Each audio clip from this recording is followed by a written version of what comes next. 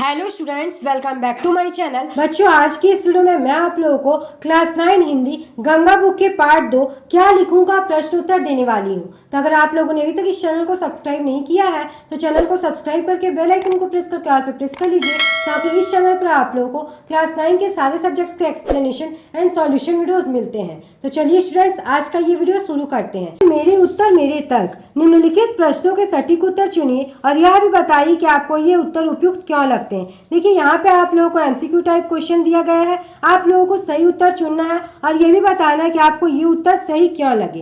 पहला प्रश्न है, हेठ टांगने के लिए कोई भी खुट्टी काम दे सकती है। असली वस्तु है हेठ, खुट्टी नहीं। निबंध में हेठ और खुट्टी का उल्लेख किस भाव को सबसे अधिक उजागर करता है। आप लोगों को यहाँ पे 4 ऑप्शन दिया गया है। विषय से अधिक लेख के भावों की प्रधानता को दर्शाना, विचार से अधिक तथ्य आधारित सामग्री को प्रमुख बताना, शैली से अधिक भाषा व्यवस्था की उपयोगिता बताना, उदाहरण से अधिक सिद्धांत आधारित लेखन का समर्थन करना। इस प्रश्न का सही उत्तर होगा विषय से अधिक लेखक के भाव की प्रधानता को दर्शाना। दूसरा है, उनमें लेखक की सच्ची अनुभूति रहती है, उसका उल्लास रहता है। मार्टिन की पद्धति लेखक के लिए किस निर्णय का आधार बनती है। आप लोगों को 4 ऑप्शन दिया गया है। शैली और स्पष्ट सहज भाषा को महत्व न देना, परंपरागत निबंधकारों को अस्वीकार करना, अध्ययन के बिना अपने विचार प्रस्तुत कर देना, अनुभव आधारित स्वच्छंद लेखन को अपनाना। इस प्रश्न का सही उत्तर होगा अनुभव आधारित स्वच्छंद लेखन को अपनाना। अगला प्रश्न है, तरुणों के लिए भविष्य उज्जवल, वृद्धों के लिए अतीत सुखद। यह तुलना किस पर आधारित है। तर्क और भावना, ज्ञान और शिक्षा, परिश्रम और उपलब्धि, अभिलाषा और अनुभव। तो इस प्रश्न का सही उत्तर होगा अभिलाषा और अनुभव। अगला प्रश्न है, निबंध में अमीर खुसरो की कहानी का उल्लेख किस संदर्भ में किया गया है। कविता लेखन की कला को समझाने के लिए, एक साथ कई विषयों को संबोधित करने की प्रतिभा दिखाने के लिए, ढोल के महत्व को दर्शाने के लिए, सामाजिक सुधार के उदाहरण के रूप में। तो इस प्रश्न का सही उत्तर होगा एक साथ कई विषयों को संबोधित करने की प्रतिभा दिखाने के लिए। अगला प्रश्न है, निबंध में समाज सुधार के संदर्भ में क्या कहा गया है। सुधारों की आवश्यकता हर युग में बनी रहती है। सुधार केवल बड़े विचारकों द्वारा संभव है। सुधार केवल आधुनिक युग की देन है। सुधारों का कोई अंत नहीं, लेकिन दोष समाप्त हो जाते हैं। तो इस प्रश्न का सही उत्तर होगा सुधारों की आवश्यकता हर युग में बनी रहती है। अगला हम लोग देखते हैं, मेरी समझ मेरे विचार। प्रश्न 1, निबंध लेखन के विषय में एजी गार्डिनर और लेखक के विचारों में क्या अंतर है। इस प्रश्न में आप लोगों से पूछा जा रहा है कि निबंध लेखन के विषय में गार्डिनर और लेखक के विचार में क्या अंतर है। तो इस प्रश्न के उत्तर में आप लोग लिखिएगा, एजी गार्डिनर के अनुसार निबंध लेखन एक विशेष मानसिक स्थिति में स्वतः होता है जब मन में उत्साह और विचारों का आवेग उत्पन्न होता है। उस समय लेखक बिना अधिक सोचे समझे किसी भी विषय पर अपने भाव व्यक्त कर सकता है। इसके विपरीत लेखक का कहना है कि उसे ऐसी मानसिक स्थिति का अनुभव नहीं होता। उसे निबंध लिखने के लिए सोचना, चिंता करना और परिश्रम करना पड़ता है। इस प्रकार गार्डिनर सहज और स्वाभाविक लेखन पर जोर देते हैं, जबकि लेखक मेहनत और तैयारी को आवश्यक मानता है। तो इस प्रश्न के उत्तर में आप लोग लिखिएगा कि गार्डिनर का कहना है कि निबंध लिखने के समय अचानक मानसिक स्थिति उत्पन्न होती है और बिना सोचे समझे हम लोग किसी भी विषय पर अपने विचार को व्यक्त कर सकते हैं, प्रस्तुत कर सकते हैं। वहीं इसके विपरीत लेखक का कहना है कि निबंध लिखने के लिए पहले सोचना पड़ता है, मेहनत करनी पड़ती है, चिंता करना पड़ता है, तब जाकर कहीं निबंध पूरा होता है। अगला प्रश्न है, लेखक के अनुसार वृद्ध और तरुण दोनों ही वर्तमान से असंतुष्ट रहते हैं, पर दोनों की असंतुष्टि के कारण भिन्न है। आपके विचार से उनकी असंतुष्टि के क्या क्या कारण हो सकते हैं। देखिए, इस प्रश्न में आप लोगों से कहा जा रहा है कि लेखक के अनुसार वृद्ध और तरुण, तरुण का मतलब होता है युवा वर्ग, तो वृद्ध और तरुण दोनों जो है आज के वर्तमान की स्थिति से असंतुष्ट रहते हैं और दोनों की असंतुष्टि के कारण अलग अलग है। तो आप लोगों को बताना है कि आपके विचार से उनकी असंतुष्टि के क्या क्या कारण हो सकते हैं। तो इस प्रश्न के उत्तर में आप लोग लिखिएगा, लेखक के अनुसार तरुण भविष्य के सपने देखते हैं और वर्तमान से संतुष्ट नहीं होते, क्योंकि वे जीवन में कुछ नया और बेहतर पाना चाहते हैं। वे परिवर्तन और प्रगति के पक्ष में होते हैं। वहीं वृद्ध अपने अतीत को याद करते हैं और उसे ही श्रेष्ठ मानते हैं। उन्हें वर्तमान से पहले जैसी खुशी और संतोष नहीं मिलता, इसलिए वे अतीत को बेहतर समझते हैं। इस प्रकार तरुणों की असंतुष्टि का कारण उनकी अभिलाषाएं हैं, जबकि वृद्धों की असंतुष्टि का कारण उनका अनुभव और अतीत से लगाव है। इस इस प्रश्न के उत्तर में आप लोग लिखिएगा कि लेखक के अनुसार युवा वर्ग के लोग जो है भविष्य के सपने देखते हैं और वर्तमान से संतुष्ट नहीं होते, क्योंकि वे जीवन में कुछ नया और अच्छा पाने की कोशिश करते हैं और वे हमेशा प्रगति के पथ पे जो है वो अग्रसर होते रहते हैं। वहीं वृद्ध जो है अपने बीते हुए समय को याद करते हैं और उसे ही श्रेष्ठ मानते हैं। उन्हें आज का समय जो है वो अच्छा नहीं लगता, उन्हें आज के समय में पहली जैसी खुशी और संतोष नहीं मिलती, इसलिए वे बीते हुए समय को, अतीत को अच्छा समझते हैं। तो इस प्रकार ये समझ में आता है कि युवा वर्ग के लोग की असंतुष्टि का कारण उनकी अभिलाषाएं हैं और वृद्धों की असंतुष्टि का कारण उनका अतीत है। अगला हम लोग देखते हैं प्रश्न 3। नमिता और अमिता किन विषयों पर निबंध लिखवाना चाहती है? उनके द्वारा सुझाए गए विषयों पर निबंध लिखने में लेखक को क्या क्या कठिनाइयां आई? इस प्रश्न में कहा जा रहा है कि अमिता और नमिता जो है लेखक से किस विषय पर निबंध लिखवाना चाहती है और लेखक को निबंध लिखते समय किन किन परेशानियों का सामना करना पड़ता है।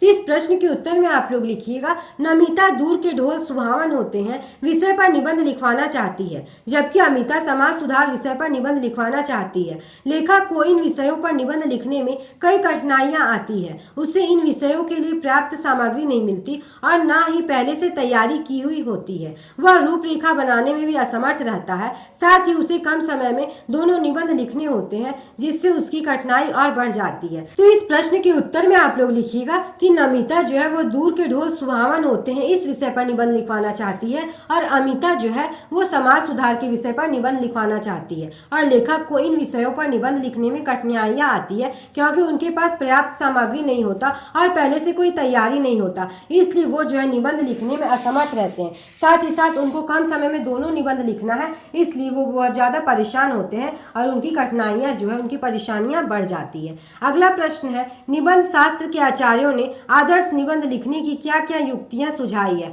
आप किसी भी विषय पर निबंध लिखने से पहले किस तरह की तैयारियां करते हैं? देखिए, इस प्रश्न में कहा जा रहा है कि आचार्यों ने आदर्श निबंध लिखने के लिए कौन कौन सी युक्तियां सुझाई है और आप जो है किसी भी विषय पर निबंध लिखने से पहले किस किस तरह की तैयारियां करते हैं, ये आप लोगों को बताना है। तो इस प्रश्न के उत्तर में आप लोग लिखिएगा, निबंध शास्त्र के आचार्यों ने आदर्श निबंध लिखने के लिए कई युक्तियां सुझाई है। उनके अनुसार निबंध छोटा होना चाहिए, उसमें सामग्री और शैली दोनों का संतुलन होना चाहिए। पहले विषय से संबंधित सामग्री एकत्र करनी चाहिए और फिर उसकी रूपरेखा बनानी चाहिए। भाषा सरल, स्पष्ट और प्रभावपूर्ण होनी चाहिए तथा वाक्य छोटे छोटे और परस्पर जुड़े हुए होने चाहिए। मैं निबंध लिखने से पहले विषय को अच्छी तरह समझता हूँ, उससे संबंधित विचारों को एकत्र करता हूँ और रूपरेखा बनाता हूँ। इसके बाद सरल भाषा में क्रमबद्ध रूप से अपने विचार लिखता हूँ। तो इस प्रश्न के उत्तर में आप लोग लिखिएगा कि आचार्यों ने आदर्श निबंध लिखने के लिए कई युक्तियां सुझाई है। उनके अनुसार निबंध छोटा होना चाहिए और निबंध लिखने से पहले जो है उसके विषय में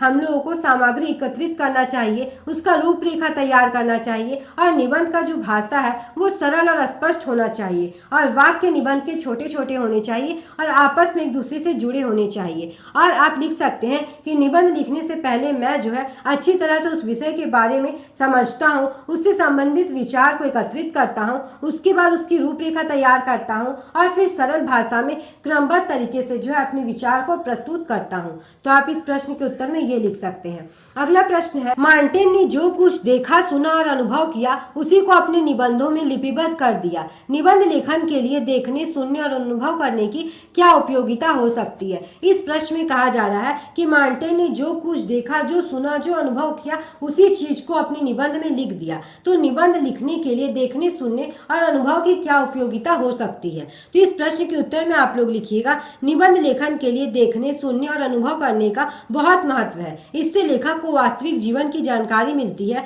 और इसके विचार अधिक प्रभावशाली बनते हैं। अनुभव के आधार पर लिखे गए निबंध सजीव, रोचक और विश्वसनीय होते हैं। इससे लेखक अपने भाव को सच्चाई के साथ व्यक्त कर पाता है। इस प्रकार देखने, सुनने और अनुभव करने से निबंध अधिक स्वाभाविक और प्रभावपूर्ण बनता है। तो इस प्रश्न के उत्तर में आप लोग लिखिएगा कि निबंध लिखने के लिए देखने, सुनने और अनुभव करने का बहुत महत्व है। इससे लेखक को जो है वास्तविक जीवन के बारे में जानकारी मिलती है और वो जो है अपने विचार को और अधिक प्रभावशाली बनाकर लिखते हैं। जब निबंध को अनुभव के आधार पर लिखा जाता है ना, तो वो बहुत ही ज्यादा रोचक और विश्वसनीय होता है। इससे लेखक जो है अपने भाव को सच्चाई के साथ व्यक्त कर पाते हैं।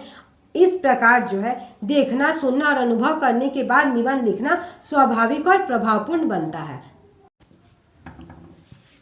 अगला हम लोग देखते हैं भाव विस्तार। तरुण क्रांति के समर्थक होते हैं और वृद्ध अतीत गौरव के संरक्षक। यदि उपरोक्त वाक्य का भाव विस्तार किया जाए तो कहा जा सकता है कि युवा पीढ़ी में किसी समस्या को लेकर आक्रोश की भावना प्रबल होती है। वह किसी भी समस्या के समाधान के लिए बैठकर बातचीत करने के बजाय उस पर त्वरित निर्णय लेना चाहते हैं, जबकि वृद्ध पीढ़ी किसी समस्या के समाधान के लिए अनुभव और पारंगत ढंग पर विश्वास करती है। पाठ में से चुनकर कुछ ऐसे और वाक्य नीचे दिए गए हैं, इन वाक्यों का अपने शब्दों में भाव विस्तार कीजिए। देखिए, इस प्रश्न में आप लोगों से कहा जा रहा है कि तरुण क्रांति के समर्थक होते हैं और वृद्ध अतीत गौरव के संरक्षक। इसका मतलब होता है युवा पीढ़ी के सामने अगर किसी तरह का कोई समस्या आ जाता है ना, तो वो उसको बैठकर सुलझाने के बजाय तुरंत गुस्सा में, आवेश में आकर निर्णय लेने लगते हैं। वहीं जो वृद्ध पीढ़ी होते हैं, अगर उनके सामने किसी तरह का कोई समस्या आता है तो वो अनुभव और पारंगत ढंग से किसी समस्या को सुलझाते हैं और उसी ढंग से किसी बात को सुलझाने में विश्वास रखते हैं। तो आपको भी नीचे पाठ से चुनकर कुछ वाक्य दिए गए हैं, आप लोगों को इन वाक्यों को पढ़ना है और इसका भाव विस्तार करना है। पहला है, जो तरुण संसार के जीवन संग्राम से दूर है उन्हें संसार का चित्र बड़ा ही मनमोहक प्रतीत होता है। इस पंक्ति का क्या अर्थ है, यह आप लोगों को लिखना है। तो इस प्रश्न के उत्तर में आप लोग लिखिएगा, इस कथन का अर्थ है कि जो युवा अभी जीवन की कठिनाइयों और संघर्षों से दूर है उन्हें दुनिया बहुत सुंदर और आकर्षक लगती है। उन्होंने अभी तक जीवन की वास्तविक समस्याओं का सामना नहीं किया होता, इसलिए वे सब कुछ आसान और सुखद मानते हैं। परंतु जब वे जीवन के संघर्षों से गुजरते हैं तब उन्हें वास्तविकता का अनुभव होता है। तो इस प्रश्न के उत्तर में आप लोग लिखिएगा कि इस पंक्ति का अर्थ है कि युवा पीढ़ी जो है अभी जीवन की कठिनाइयों और संघर्षों से दूर है, इसलिए उन्हें दुनिया जो है बहुत ही सुंदर और मनमोहक लगता है, क्योंकि उन्होंने अभी जीवन के वास्तविक समस्याओं को देखा नहीं है, उसका सामना नहीं किया है, इसलिए वो जो है दुनिया को आसान और सुखद समझते हैं। लेकिन जिस समय वो जीवन के संघर्षों से गुजरते हैं तब उन्हें जो है वास्तविकता का अनुभव होता है। अगला प्रश्न है, मनुष्य जाति के इतिहास में कोई ऐसा काल नहीं हुआ जब सुधारों की आवश्यकता ना हुई हो। इस प्रश्न में कहा जा रहा है कि मनुष्य जाति के इतिहास में कोई ऐसा समय नहीं हुआ है जब समाज में सुधारों की आवश्यकता नहीं हुई हो। तो इस प्रश्न के उत्तर में आप लोग लिखिएगा, इस कथन का अर्थ है कि हर युग में समाज में कुछ न कुछ कमियां और बुराइयां रही है, जिन्हें दूर करने के लिए सुधारक आवश्यक होते हैं। समय के साथ नई समस्याएं उत्पन्न होती रहती है, इसलिए सुधारों की आवश्यकता कभी समाप्त नहीं होती। यही कारण है कि समाज हमेशा प्रगति की ओर बढ़ता रहता है। तो इस प्रश्न के उत्तर में आप लोग लिखिएगा कि हर समय समाज में जो है कुछ न कुछ कमियां और बुराइयां रहती है, जिन्हें दूर करने के लिए समाज सुधारक की आवश्यकता होती है और समय के साथ हर समय जो है नई नई परेशानियां उत्पन्न होती है, इसलिए समाज सुधारों की आवश्यकता जो है कभी भी खत्म नहीं होती है। यही कारण है कि हमारा समाज जो है हमेशा प्रगति के पथ पर बढ़ता रहता है। अगला प्रश्न है, आज जो तरुण है वही वृद्ध होकर अतीत के गौरव का स्वप्न देखेंगे। इस प्रश्न में आप लोगों से कहा जा रहा है कि आज जो युवा है वही आगे चलकर जब बूढ़े होंगे तो अतीत के गौरव का स्वप्न देखेंगे। इस पंक्ति का क्या अर्थ है? तो इस प्रश्न के उत्तर में आप लोग लिखिएगा, इस कथन का अर्थ है कि जो लोग आज युवा है वे समय के बाद वृद्ध हो जाएंगे और अपने बीते हुए समय को याद करेंगे। उन्हें अपना अतीत अधिक सुखद और गौरवपूर्ण लगेगा। जैसे आज के वृद्ध अपने अतीत को श्रेष्ठ मानते हैं, वैसे ही आज के युवा भी भविष्य में वैसा ही अनुभव करेंगे। तो इस प्रश्न के उत्तर में आप लोग लिखिएगा कि इस कथन का अर्थ है कि आज जो युवा है वो जब समय के साथ वृद्ध हो जाएंगे ना, तो वो अपने बीते हुए समय को याद करेंगे और उन्हें जो है अपना बीता हुआ समय अतीत जो है बहुत ही ज़्यादा सुखद और गौरवपूर्ण लगेगा। जैसे आज के वृद्ध लोग जो है अपने अतीत को श्रेष्ठ मानते हैं, वैसे ही आने वाले समय में जब आज के युवा वृद्ध हो जाएंगे तो वो जो है अपने अतीत को याद करेंगे और उन्हें अपना अतीत ही जो है अच्छा लगेगा।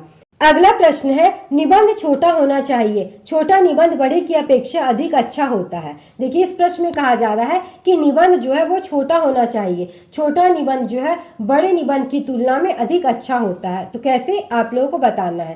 तो इस प्रश्न के उत्तर में आप लोग लिखिएगा, इस कथन का अर्थ है कि निबंध संक्षिप्त और स्पष्ट होना चाहिए। छोटे निबंध में विचारों को सरल और प्रभावी ढंग से प्रस्तुत किया जा सकता है। बड़े निबंध में अनावश्यक विस्तार होने से उसकी सुंदरता और प्रभाव कम हो जाता है, इसलिए संक्षिप्त, सारगर्भित और स्पष्ट निबंध अधिक प्रभावी होता है। तो इस प्रश्न के उत्तर में आप लोग लिखिएगा कि निबंध जो है वो छोटा और संक्षिप्त होना चाहिए। छोटे निबंध में जो है विचार सरल से प्रस्तुत किए जाते हैं, वहीं बड़े निबंध में अनावश्यक बातों को जोड़ जोड़कर उसे जो है बड़ा बनाया जाता है। इसलिए निबंध को हमेशा जो है छोटा, संक्षिप्त और स्पष्ट रखने के लिए हमेशा छोटा लिखना चाहिए। अगला हम लोग देखते हैं मेरा अनुभव। इस निबंध में लेखक को दो विषयों ढूल के ढोल सुहावन होते हैं और समाज सुधार पर निबंध लिखने थे। पिछली कक्षाओं में आपने भी बहुत से विषयों पर अनुच्छेद, संवाद और निबंध लिखे हैं। आपको किन विषयों पर लिखना सरल या कठिन लगा और क्यों? देखिए, इस प्रश्न में कहा जा रहा है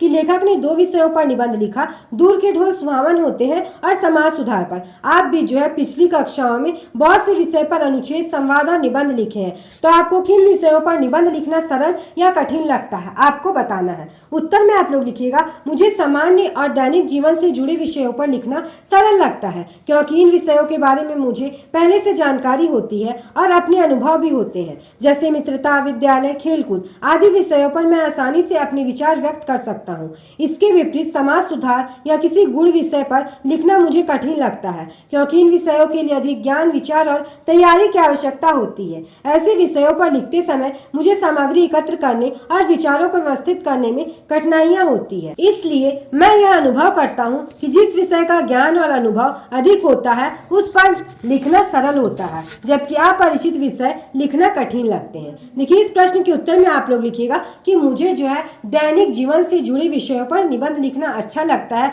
क्योंकि इस विषय के बारे में मुझे पहले से जानकारी होता है और अनुभव होते हैं। जैसे मित्रता, विद्यालय, इन विषयों पर जब निबंध लिखते हैं तो आपको तारीख नहीं लिखना पड़ता। लेकिन इसके विपरीत जो है समाज सुधारक या किसी गुण विषय पर अगर निबंध लिखा जाता है ना तो उसमें डेट वगैरह मेंशन करना होता है। इसके विषय में आपको पहले से जानकारी होनी चाहिए, तभी आप इस विषय में निबंध लिख सकते हैं। इसलिए आप लिख सकते हैं कि मुझे ऐसे विषयों पर निबंध लिखना अच्छा लगता है जिसके बारे में मुझे पहले से पता होता है, ज्ञान होता है, अनुभव होता है, और जो विषय से मैं अपरिचित रहता हूँ उस विषय पर निबंध लिखना मुझे कठिन लगता है। अगला है विषयों से संवाद। प्रश्न 1, निबंध में बुद्ध देव, महावीर स्वामी, नागार्जुन, शंकराचार्य, कबीर, नानक आदि कई महान व्यक्तियों के नाम आए। इनके विषय में जानकारी एकत्रित करके संक्षेप में बताइए कि इन्होंने अपने समय में समाज के लिए क्या क्या कार्य किए। देखिए, इस प्रश्न में कहा जा रहा है कि बुद्ध देव, महावीर स्वामी, नागार्जुन, शंकराचार्य, कबीर, नानक, ये महान व्यक्तियों के नाम जो है इस निबंध में आए हैं। आपको इनके विषय में क्या जानकारी मिली आपको संक्षेप में बताना है कि इन्होंने अपने समय में समाज के लिए क्या क्या काम किए हैं। तो इस प्रश्न के उत्तर में आप लोग लिखिएगा, बुद्ध देव ने अहिंसा, करुणा का उपदेश दिया तथा लोगों को अंधविश्वासों से दूर किया। महावीर स्वामी ने अहिंसा, सत्य और अपरिग्रह का संदेश दिया। नागार्जुन ने बौद्ध दर्शन का प्रचार प्रसार किया और ज्ञान को सरल बनाया। शंकराचार्य ने अद्वैत वेदांत का प्रचार किया और भारतीय संस्कृति को एकजुट किया। कबीर ने जाति पाति और धार्मिक भेदभाव का विरोध किया तथा सच्ची भक्ति पर जोर दिया। गुरु नानक ने समानता, भाईचारा और सत्य का संदेश दिया। इन सभी महान व्यक्तियों ने समाज में सुधार लाने और लोगों को सही मार्ग दिखाने का कार्य किया। तो इस प्रश्न के उत्तर में आप लोग लिखिएगा कि बुद्ध देव जो है वो अहिंसा और करुणा का उपदेश दिए तथा लोगों को अंधविश्वास से दूर किए। वहीं महावीर स्वामी जो है उन्होंने अहिंसा, सत्य और अपरिग्रह का संदेश दिया। नागार्जुन ने बौद्ध धर्म का प्रचार प्रसार किया और ज्ञान को सरल बनाया। शंकराचार्य ने भारतीय संस्कृति को एकजुट किया। कबीर ने जाति पाति, धार्मिक भेदभाव का विरोध किया और सच्ची भक्ति पर जोर दिया। गुरु नानक ने भाईचारा और सत्य का संदेश दिया और इन सभी महान व्यक्तियों ने समाज में सुधार लाने के लिए अलग अलग काम किए। अगला हम लोग देखते हैं, निबंध में उल्लेखित महान व्यक्तियों ने अपने द्वारा किए गए कार्यों से समाज को एक नई दिशा दिखाई। हमारे आसपास और भी ऐसे व्यक्ति और संस्थाएं हैं जो स्त्री शिक्षा, पर्यावरण, असमानता, विशेष आवश्यकता समूह आदि के लिए कार्य करते हैं। ऐसे व्यक्तियों, संस्थाओं के विषय में पता लगाइए और लिखिए। इस प्रश्न में कहा जा रहा है कि निबंध में जो है बहुत से महान व्यक्तियों ने अपने कार्य से समाज को एक नई दिशा दिखाई और हमारे आसपास भी ऐसे बहुत से व्यक्ति और संस्थाएं हैं जो स्त्री शिक्षा, पर्यावरण, असमानता के लिए कार्य करते हैं। तो आपको ऐसे व्यक्ति और संस्थाओं के बारे में लिखना है। इस प्रश्न के उत्तर में आप लोग लिखिएगा, हमारे समाज में अनेक व्यक्ति और संस्थाएं समाज सुधार के कार्य कर रही है। जैसे बेटी बचाओ बेटी पढ़ाओ अभियान स्त्री शिक्षा को बढ़ावा देता है। स्वच्छ भारत अभियान पर्यावरण को स्वच्छ रखने का प्रयास करता है। कई गैर सरकारी संगठन दिव्यांग जनों की सहायता करते हैं और उन्हें शिक्षा व रोजगार के अवसर प्रदान करते हैं। कुछ संस्थाएं गरीब बच्चों को निःशुल्क शिक्षा देती है और असमानता को कम करने का प्रयास करती है। ये सभी व्यक्ति और संस्थाएं समाज को बेहतर बनाने में महत्वपूर्ण योगदान दे रही है। तो इस प्रश्न के उत्तर में लिखिएगा कि हमारे समाज में भी बहुत सारे व्यक्ति और संस्थाएं ऐसी है जो समाज सुधार का काम कर रही है। जैसे बेटी बचाओ बेटी पढ़ाओ अभियान शुरू किया गया है ताकि स्त्री शिक्षा को बढ़ावा दिया जा सके। स्वच्छ भारत अभियान का शुरुआत किया गया है ताकि पर्यावरण को स्वच्छ रखा जा सके। और कई गैर सरकारी संगठन है जो दिव्यांग जनों की सहायता करते हैं, उन्हें शिक्षा देते हैं, उन्हें रोजगार का अवसर प्रदान करते हैं और गरीब बच्चों के लिए भी निःशुल्क शिक्षा दी जाती है। असमानता को कम करने का प्रयास किया जाता है। इसके लिए बहुत सारी संस्थाएं को जो है विकसित किया जा रहा है और ये सभी व्यक्ति और संस्था आपस में मिलकर समाज को बेहतर बनाने में अपना महत्वपूर्ण योगदान देती है। अगला प्रश्न है, आपको समाज सुधार करने का अवसर मिले तो आप क्या क्या सुधार करना चाहेंगे और कैसे करना चाहेंगे? लिखिए। बोला जा रहा है कि अगर आपको समाज सुधारक बनने का मौका मिलेगा तो आप क्या क्या सुधार करना चाहेंगे और कैसे करना चाहेंगे? तो इस प्रश्न के उत्तर में आप लोग लिखिएगा, यदि मुझे सुधार करने का अवसर मिले तो मैं सबसे पहले शिक्षा के क्षेत्र में सुधार करना चाहूँगा। मैं सभी बच्चों को शिक्षा दिलाने के लिए जागरूकता फैलाऊंगा। इसके अलावा मैं स्वच्छता, पर्यावरण संरक्षण और समानता को बढ़ावा दूंगा। लोगों को पेड़ लगाने, प्लास्टिक का उपयोग कम करने और सफाई रखने के लिए प्रेरित करूंगा। मैं जाति भेद, लिंग भेद और असमानता को दूर करने का प्रयास करूंगा तथा लोगों को एक दूसरे का सम्मान करने के लिए प्रेरित करूंगा। इस प्रकार मैं समाज को बेहतर बनाने का प्रयास करूंगा। इस प्रश्न के उत्तर में आप लोग लिखिएगा कि यदि मुझे समाज सुधारने का अवसर मिलेगा तो सबसे पहले मैं शिक्षा के क्षेत्र में सुधार करना चाहूंगा। मैं सभी बच्चों को शिक्षा दिलाने के लिए जागरूकता फैलाऊंगा। इसके अलावा स्वच्छता, पर्यावरण संरक्षण और समानता को बढ़ावा दूंगा। लोगों को पेड़ लगाने, प्लास्टिक का उपयोग कम करने और अपने आसपास की जगह को साफ रखने के लिए प्रेरित करूंगा। मैं जातिगत भेदभाव, लिंग भेद और असमानता को दूर करूंगा। साथ ही साथ लोगों को एक दूसरे का सम्मान करने के लिए प्रेरित करूंगा। इस प्रकार समाज जो है बेहतर बनेगा और मैं इस तरह से समाज को बेहतर बनाने का प्रयास करूंगा। अगला प्रश्न है, भारतीय ज्ञान साहित्य में अनेक स्थानों पर नैतिक, आध्यात्मिक और व्यवहारिक जीवन में संतुलन की बात की गई है। इस विषय पर अपने शिक्षक के साथ मिलकर चर्चा कीजिए। इस प्रश्न में कहा जा रहा है कि भारतीय ज्ञान साहित्य में बहुत जगहों पर नैतिक, आध्यात्मिक और व्यवहारिक जीवन में संतुलन बनाए रखने की बात कही गई है। तो आपको इस विषय में अपने शिक्षक के साथ मिलकर चर्चा करना है। तो इस प्रश्न के उत्तर में आप लोग लिखिएगा, भारतीय ज्ञान साहित्य में जीवन को संतुलित ढंग से जीने पर विशेष बल दिया गया है। नैतिक जीवन हमें सही आचरण और अच्छे संस्कार सिखाता है। आध्यात्मिक जीवन हमें आत्मिक शांति और आत्मज्ञान प्रदान करता है। वही व्यवहारिक जीवन हमें समाज में रहकर अपनी जिम्मेदारियों को निभाने की प्रेरणा देता है। यदि इन तीनों में संतुलन बना रहे तो जीवन सुखी और सफल बनता है। केवल एक पक्ष पर ध्यान देने से जीवन अधूरा रह जाता है। इसलिए नैतिकता, आध्यात्मिकता और व्यवहार तीनों का संतुलन आवश्यक है। इस प्रश्न के उत्तर में आप लोग लिखिएगा कि भारतीय ज्ञान साहित्य जो है जीवन को संतुलित ढंग से जीने पर बल देती है। नैतिक जीवन हमें अच्छा आचरण करने, अच्छे संस्कार सिखाती है। आध्यात्मिक जीवन जो है हमें आत्मिक शांति और आत्मज्ञान प्रदान करती है और व्यवहारिक जीवन जो है वो हमें समाज में रहकर हमें अपनी जिम्मेदारियों को निभाने की प्रेरणा देती है। अगर इन तीनों का संतुलन बना रहेगा तभी हमारा जीवन सुखी और सफल बनता है। केवल एक पक्ष पर अगर ध्यान दिया जाएगा तो हमारा जीवन जो है वो अधूरा रह जाता है। इसलिए नैतिकता, आध्यात्मिकता और व्यवहार तीनों का संतुलन आवश्यक है। अब हम लोग अगला देखते हैं, सृजन। दूर के ढोल सुहावन होते हैं एक लोकोक्ति है। लोक में प्रचलित लोकप्रिय वाक्य या वाक्यांश को लोकोक्ति कहते हैं जो किसी विशेष अर्थ या सीख को व्यक्त करता है। लोकोक्ति भाषा को समृद्ध करती है तथा विचारों को प्रभावशाली ढंग से व्यक्त करने में सहायता करती है। यह लोगों के अनुभव, विश्वास और मूल्यों को दर्शाती है। आपने यह लोकोक्ति भी सुनी होगी, आम की आम गुठलियों के दाम। अब आप इस लोकोक्ति और जैविक खाद की निर्मित में हमारा प्रयास विषय को मिलाकर एक संक्षिप्त लेख तैयार कीजिए। देखिए यहाँ पे कहा जा रहा है कि दूर के ढोल सुहावन होते एक लोकोक्ति है। जब समाज में किसी तरह का कोई कहावत प्रचलित होता है ना तो उसको हम लोग लोकोक्ति कहते हैं और ये लोकोक्ति का विशेष अर्थ होता है। ये हम लोगों को अलग अलग सीख देती है। तो आप लोगों को एक यहाँ पे लोकोक्ति दिया गया है, आम के आम गुठलियों के दाम। इस पर आप लोगों को जो है एक लेख लिखना है। तो इस प्रश्न के उत्तर में आप लोग लिखिएगा, आम के आम गुठलियों के दाम का अर्थ है एक काम से दो लाभ होना। आज के समय में जैविक खाद का निर्माण इसी कहावत को सार्थक करता है।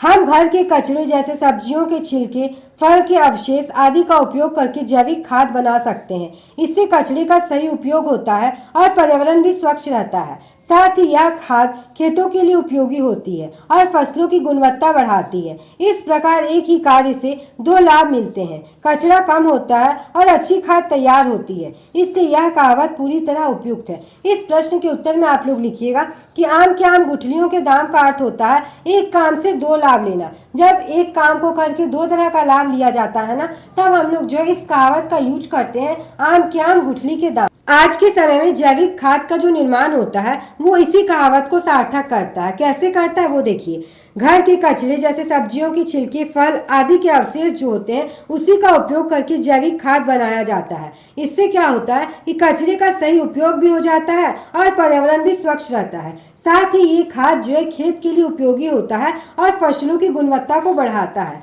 इस प्रकार जो है एक ही कार्य से दो लाभ मिलते हैं। इसलिए आम के आम गुठली के दाम कहा गया है, क्योंकि एक ही काम से जो है दो लाभ मिल रहा है। पहला तो कचरा कम हो रहा है और दूसरा कि अच्छा खाद तैयार हो रहा है। इसलिए ये कहावत जो है पूरी तरह से उपयुक्त है। अब हम लोग अगला प्रश्न देखते हैं। जब ढोल के पास बैठे हुए लोगों के कान के पर्दे फटते रहते हैं, तब दूर किसी नदी के तट पर संध्या समय किसी दूसरे के कान में वही शब्द मधुरता का संचार कर देते हैं। आपने पढ़ा है कि ढोल के पास बैठे व्यक्ति की अपेक्षा दूर बैठे व्यक्ति के लिए ढोल की आवाज का अनुभव भिन्न है। अपने अनुभव के आधार पर किसी ऐसी घटना का उल्लेख अपनी डायरी में कीजिए जब किसी वस्तु, व्यक्ति या संस्था के विषय में दूर से आपका अनुमान कुछ और रहा हो पर निकट से आपका अनुभव बिल्कुल अलग रहा हो। देखिए यहाँ पे कहा जा रहा है कि जब ढोल के पास कोई व्यक्ति बैठा रहता है तो उसको कान फटता हुआ लगता है। वहीं जो है दूर जगह पे अगर कोई इंसान बैठा है तो उसको वही ढोल का आवाज़ जो है बहुत ही अच्छा लगता है। तो यहाँ पे ढोल का आवाज का अनुभव लोगों का जो है वो भिन्न भिन्न है। तो आप लोगों को कहा जा रहा है कि आप लोग ऐसी घटना का उल्लेख कीजिए ना जब आप किसी वस्तु या विषय के बारे में दूर से कुछ और सोच रहे थे और जब आप उसके सामने जाते हैं तो आपको उसकी वास्तविकता का पता चलता है। उस बारे में आप लोगों को यहाँ पे एक डायरी लेखन लिखना है। तो आप लोग इसे कैसे लिखिएगा, देखिए सबसे पहले आप लोगों को तारीख लिखना है, उसके बाद दिन लिखना है, तभी जो आप अपना लेखन का शुरुआत करेंगे। मैं यहाँ पे जो लेख लिखी हूँ आप चाहे तो ये भी लिख सकते हैं, अगर आप चाहे तो दूसरा लेख भी यहाँ पे लिख सकते हैं। मैं आपको यहाँ पे पढ़ के बता देती हूँ। एक बार मैंने सोचा कि शहर का जीवन बहुत सुखद और आसान होता है। दूर से देखकर मुझे लगा कि वहाँ सभी लोग आराम और सुविधाओं में रहते हैं, लेकिन जब मैं शहर गया तो मैंने देखा कि वहाँ बहुत भीड़, शोर और भागदौड़ है। लोगों के पास समय की कमी है और जीवन काफी तनावपूर्ण है। इस अनुभव से मुझे समझ आया कि दूर से जो चीजें आकर्षक लगती है वे पास जाकर उतनी अच्छी नहीं होती, इसलिए दूर के ढोल सुहावन होते हैं। ये कहावत बिल्कुल सही है। आप लोग लिख सकते हैं यहाँ पे कि मैंने सोचा था कि शहर का जीवन है जो है वो बहुत ही ज़्यादा सुखद होता है, आसान होता है, लेकिन जब शहर में गए तो पता चला कि वहाँ बहुत ज़्यादा भीड़ भाड़ होता है, शोर होता है और वहाँ के लोगों का जीवन जो है वो बहुत ही ज़्यादा तनावपूर्ण होता है। वहाँ के लोगों के पास जो है समय का कमी होता है। तो इससे ये समझ में आया कि दूर की चीज़ें देखने में आकर्षक लगती है, लेकिन जब उसके पास जाया जाता है तो पता चलता है कि वो चीज़ बहुत ही ज़्यादा अलग है। इसलिए ये कहावत जो कहा गया है कि दूर के ढोल सुहावन होते हैं, बिल्कुल सही है। तो आप चाहे तो दूसरा एग्जाम्पल भी यहाँ पे लिख सकते हैं। तो स्टूडेंट्स, इसी के साथ हमारा ये वीडियो कंप्लीट हो गया। अगर आपको आज का ये वीडियो अच्छा लगा तो इस वीडियो को लाइक कर दीजिए और अगर आप लोगों ने अभी तक इस चैनल को सब्सक्राइब नहीं किया है तो चैनल को सब्सक्राइब करके बेल आइकन को प्रेस करके और प्रेस कर लीजिए, क्योंकि इस चैनल पर आप लोगों को क्लास 9 के सारे सब्जेक्ट्स के एक्सप्लेनेशन एंड सॉल्यूशन वीडियोज मिलते हैं। स्टूडेंट्स, अगर आप किसी भी सब्जेक्ट्स का नोट्स चाहते हैं तो आप मेरे चैनल का मेंबरशिप ले सकते हैं या आप टेलीग्राम चैनल को ज्वाइन कर सकते हैं। वहाँ पे आप लोगों को साइंस, एसएसटी जैसे सब्जेक्ट्स का सिंपल हैंड रिटन नोट्स मिल जाएगा। तो टेलीग्राम चैनल को आप लोग जरूर ज्वाइन कीजिएगा, लिंक आपको नीचे डिस्क्रिप्शन पे मिल जाएगा। मिलते हैं अगली वीडियो में। Thanks for watching.